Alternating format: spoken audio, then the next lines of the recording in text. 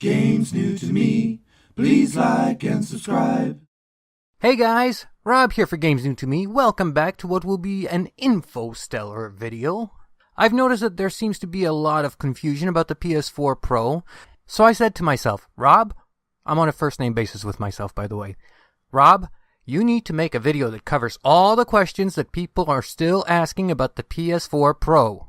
To which I replied, you know what, Rob? That's a really good idea. So here are the top 6 questions answered about the PS4 Pro. PS4 Pro, how many gigabytes of RAM does it have? Masayasu Ito, who leads Sony Interactive Entertainment Engineering Division, talked about it in an interview on 4Gamer. First of all, Ito explained while the memory was not increased from 8 gigabytes, he mentioned that a change in memory capacity would push studios to develop in compliance with that larger memory pool, and this could cause compatibility problems. Due to that, Sony decided to keep the RAM at 8 gigabytes. Sony went on to say, we felt games needed a little more memory, about 10% more, so we added a gigabyte of slow conventional DRAM to the console. On a standard model, if you're switching between an application such as Netflix and a game, Netflix is still in the system memory even when you're playing the game. We use that architecture because it allows for a very quick swap between applications. Nothing needs to be loaded, it's already in memory. So that extra DDR3 memory in the Pro is used to store non-critical apps, opening up more RAM for game developers. Sony went on to say, quote, on PS4 Pro we do things differently. When you stop using Netflix, we move it to the slow conventional gigabyte of DRAM. Using that strategy frees up almost 1 gigabyte of the 8 gigabytes of GDDR5.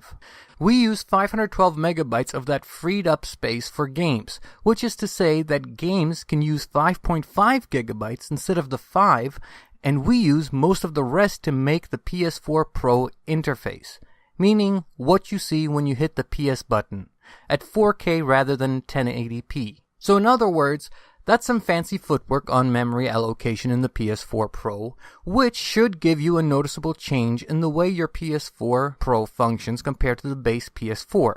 Number 2. PS4 Pro, how much does it cost? The PlayStation 4 Pro right now is selling for $399, and that's with a 1TB hard drive. Now I'm making this video during the holiday season, so that price may drop a bit in the post-holiday sales. Having said that, I recall that Sony insisted on having a $400 price point. For a machine that increases your graphical gaming experience and even ups the ante for the PSVR, I'd say that's a pretty decent deal. If you don't already own a PS4 but have wanted to get into the PS4 exclusives and whatnot, then there was never a better time to buy a PS4. But get the PS4 Pro because when you look at it objectively, you're looking at a difference of $100 between the standard slim model or the beefier PS4 Pro, so it's kind of a no-brainer. You're already spending quite a bit of money. Spend a little bit more, get the better system. Number 3. PS4 Pro, how many teraflops? As far as teraflops go, it seems that the PlayStation 4 Pro runs at 4.12 teraflops. There is a qualifier to this though, as it's not that simple. I will simplify it at the end of this point, so fear not. Sony says the following, quote, Polaris is a very energy-efficient GPU architecture that lets us boost the GPU power pretty dramatically, while keeping the console form factor roughly the same. DCC, which is short for Delta Color Compression, is a roadmap feature that's been improved for Polaris. It's making its PlayStation debut in the PS4 Pro, unquote. They continue with, quote, DCC allows for in-flight compression of the data heading towards frame buffers and render targets, which results in a reduction in the bandwidth used to access them. Since our GPU power has increased more than our bandwidth, this has the potential to be extremely helpful. Finally, there's the better support of variables such as half floats. To date, with the AMD architectures, a half float would take the same internal space as a full 32-bit float. There hasn't been much advantage to using them. With Polaris, though, it's possible to place 2 half floats side by side in a register, which means if you're willing to mark which variables in a shader program are fine with 16 bits of storage, you can use twice as many. Annotate your shader program, say which variables are 16-bit, then you'll use fewer vector registers, unquote. So if you've heard that the PS4 Pro runs at 8 or more teraflops, the above explanation is the reason.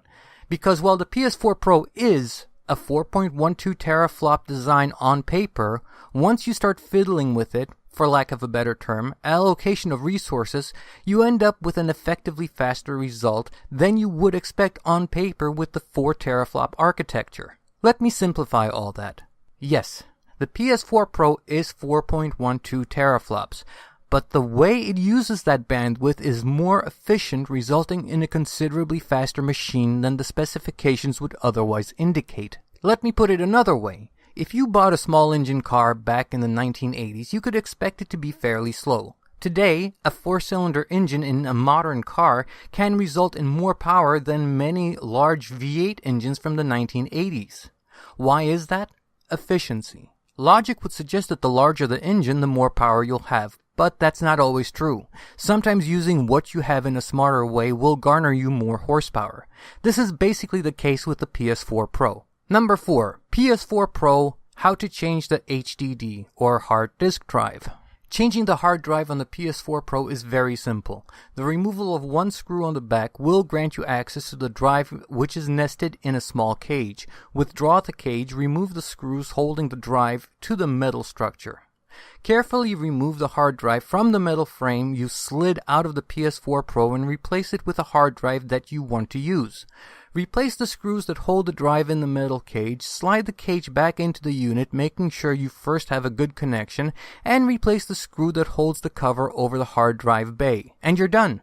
If you guys want to know more, I may make a video on how to do this. If there is interest in such a video, let me know in the comments section if you'd like me to make a video like this dedicated to replacing the hard drive. Number 5. PS4 Pro, how to transfer all your data from your standard PS4 to your PS4 Pro. I can make a video dedicated to this if you guys want. Let me know in the comments below. But in the meantime, here are the steps transferring everything from your PS4 to your PS4 Pro. Number 1. Check your system software's version 4.0 or higher. Number 2. Connect to your broadband network and sign into PSN. Number 3. Prepare your data.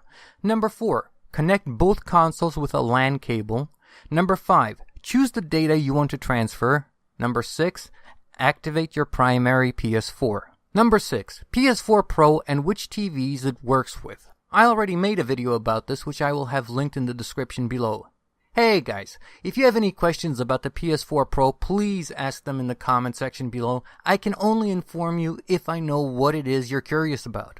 So guys, thanks so very much for watching. I appreciate it greatly. To my subscribers, I can't thank you guys enough for your support.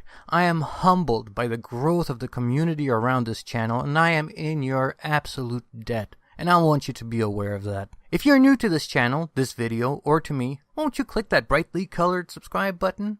You'll not only be helping to grow an absolutely fantastic community of gamers, you'll not only have my gratitude, but most important of all, you'll always be notified whenever a new video goes up on the channel. This is Rob for Games New to Me saying, remember that asking questions is always a good thing. Until next time, be good to each other. And I'll catch you next time. Take care. Bye-bye.